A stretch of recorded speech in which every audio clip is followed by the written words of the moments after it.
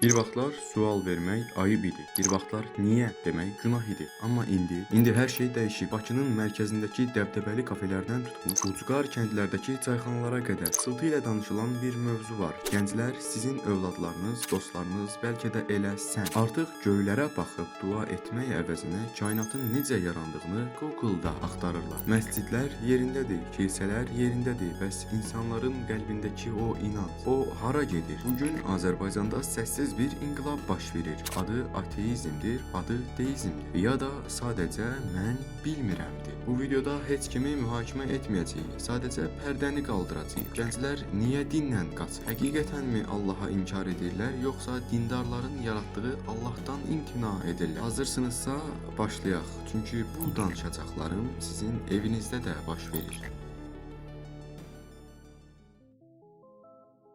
Gəlin əvvəlcə bir şeyi səmimi etiraf edək. Bizim cəmiyyətdə ateist dedikdə ağla ilk gələn şey Allahsız, əxlaqsız və ya sadəcə diqqət çəkmək istəyən bir obraz olur. Amma bu reallıq deyil. Son 10 ildə aparılan müşahidələr və sosial şəbəkələrdə müzakirələr göstərir ki, Azərbaycanda xüsusilə deizm, yəni bir yaradan var, amma dinlər insan uydurmasıdır düşüncəsi sürətlə yayılır. Niyə illərlə İslam mədəniyyəti ilə yoğrulmuş bir ölkənin gəncləri 1400 illik ənənəyə arxa çevirir? Bunu anlamaq üçün əsas səbəblərə enməliyik və xəbərdarlıq eləyirəm. Səbəblərdən bəziləri çoxlarına ağır gələcək. İl 1995. Bir sualınız var, insan necə yaranır? Kimdən soruşacaqsınız? Atavızdan, məktəb müəllimindən və ya məhəllədəki o molladan? Cavablar məhdud idi. Amma bugün Azərbaycanlı bir gənc cibindəki telefonla dünyanın ən böyük kitabxanalarına, Oxford'un professorlarına, ateist filosofların debatlarına bir kliklə çatır. İnternet din mövzusunda inhisari monopoliyanı qırdı. Gənclər artıq sadəcə onlara deyilənlə kifayətlənmir. Onlar təkamül nəzəriyyəsini oxuyur, Big Bang-i araşdırır və sonra dini mətnlərlə müqayisə edirlər. Və burada da ziddiyyət yaranır. Məktəbdə öyrəndiyi biologiya ilə cümə xütbəsində eşitdiyi hekayələr üst-üstə düşmür. Bu ziddiyyət ilk şübhə qığılcımıdır. Gənc artıq qorxduğu üçün inanmaq istəmir, başa düşmək istəyir. Din isə çox vaxt sual vermə, inan deyir. Bax, bu da ipin qopduğu yer. İnternetdə məlumat almaq bir tərəfə, gənclərin dindən qopmasının daha dərin, daha ağrılı bir səbəbi var. Şər problemi. Gənc pəncərədən dünyaya baxır, müharibələrdə ölən günahsız körpələri görür, sağalmaz xəstəliklə doğulan uşaqları görür, təbiət fəlakətlərini görür və sonra dinin ona öyrətdiyi sonsuz mərhəmətli və sonsuz güclü Allah anlayışını düşünür. Bu da dəhşətli bir məntiqi paradoks yaranır. Gənc soruşur, əgər Allah hər şeyi görürsə və gücü çatırsa, niyə bu uşağın əzab çəkməsinə icazə verir? Əgər gücü çatırsa,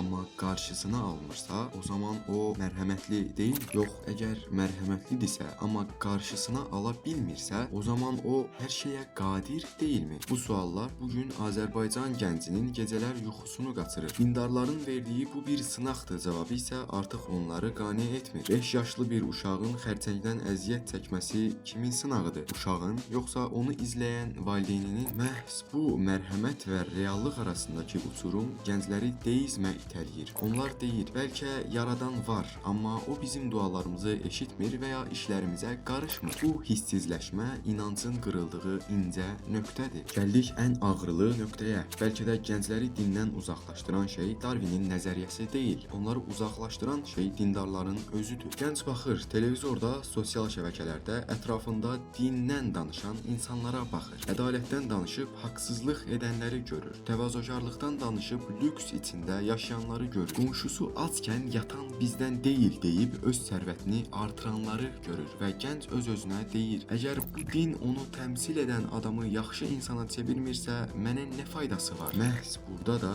deizm qapısı bir daha açılır. Gənclər deyir, mən Allahın varlığına inanıram, kainatın bir sahibi var. Amma sizin yaratdığınız bu qurumlar, bu təriqətlər və bu biznesə çevrilmiş rituallar, mən bunlarda yoxam. Azərbaycanda gənclər Allahdan küsmür, onlar Allah adına danışanların səmimiyyətsizliyindən yorulur. Bu teoloji bir problem deyil, bu bir etibar böhranıdır. Bəs bu fikirləri dilə gətirmək asandırmı? Əsla. Azərbaycanda mən inanmıram demək, bəzən ailədən imtina etmək, hətta dostlarını itirmək deməkdir. Buna görə də ölkəmizdə gizli ateistlər və ya gizli deistlər ordusu var. Cümə günü atası xatirinə məscidə gedən, bayramda adət xatirinə qurban kəsən, amma içində tamamilə başqa bir kainat daşıyan gənclər. Onlar ikiyüzlü olmaq istəmir, sadəcə cəmiyyətin onları damğalamasından qorxurlar. Sən kafirsən, sən pozğunsan sözlərini eşitmək əvəzinə susmağı seçirlər. Amma unutmayaq, baskı altında qalan fikir yox olmur, əksinə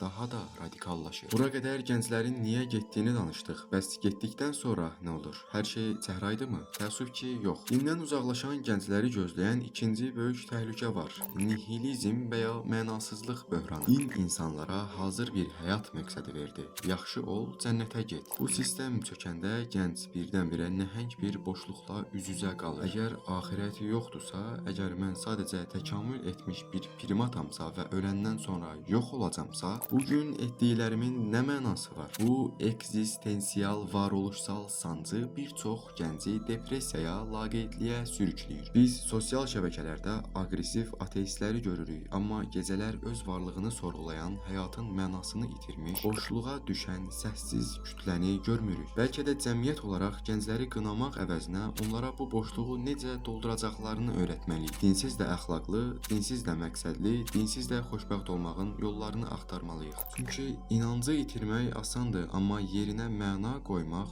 bax bu ən çətinidir. İstər ateist olun, istər dindar, istərsə də deist. Bu videonun məqsədi kimin haqlı olduğunu sübut etmək deyil, məqsədi bir-birimizi anlamaqdır. Gənclərin dindən uzaqlaşması bir fəlakət deyil, bu bir nəticədir. Dəyişən dünyanın informasiya əsrinin və cəmiyyətdəki boşluqların nəticəsi. Bəlkə də həll yolu kimisə zorla inandırmaq yox, kimisə mühakimə etmək yox, sadəcə yaxşı insan olmaqdır. Çünki istər Quran, istər elm, istərsə də vicdan bizə eyni şeyi deyir. Ədalətli ol, dürüst ol və zərər vermə. Əgər bir ateist vicdanlıdırsa, riyakar bir dindardan daha təmiz ola bilməzmi? Yaxud səmimi bir dindar cəmiyyətə işıq saça bilməzmi? Mövzu etiketlər deyil, mövzu qəlbimizdəki niyyətdir. Siz bu barədə nə düşünürsünüz? Bəlkə siz də o sorğulayan gənclərdən birisiniz, ya da övladı dindən uzaqlaşan bir valideynsiniz. Zəhmət olmasa şərhlərdə öz hekayənizi yazın. Mühakiməsiz, təhqirsiz, səmimi bir müzakirə açaq. Videonu bəyəndinizsə,